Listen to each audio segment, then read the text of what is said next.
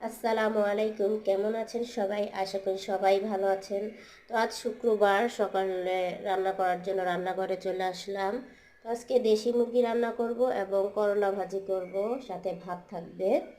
তো এই যে দেশি মুরগিটা ভালোভাবে ধুয়ে নিয়ে ভালোভাবে মেখে নিচ্ছি। সব ধরনের মশলা, আদা রসুন বাটা, গরম মশলা বাটা, হলুদ মরিচের গুঁড়া, লবণ আর সামান্য তেল দিয়ে ভালোভাবে মেখে নিয়ে কিছুক্ষণ রেখে দিয়েছি ঢেকে। তাই পরে দেশি মুরগিটা যেহেতু একটু শক্ত হয়, তাই আমি প্রেশার কুকারে রান্না করব।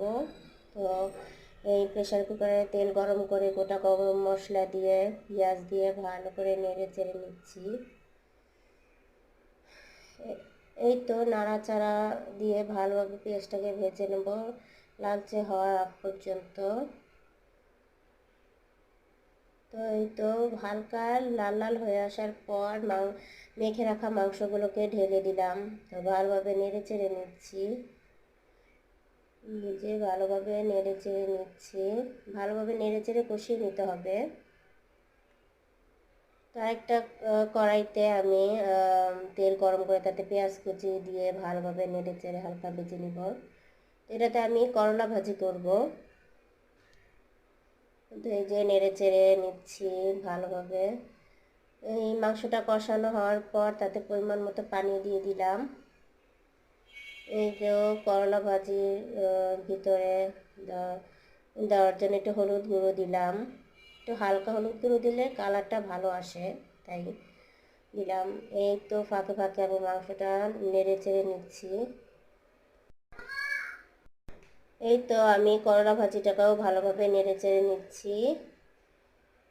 তো করলা ভাজিটাকে সিদ্ধ হয়ে আসা পর্যন্ত ভালোভাবে নেড়ে চেড়ে নিতে হবে। এই যে আমি মাংসটাও নেড়ে নিচ্ছি।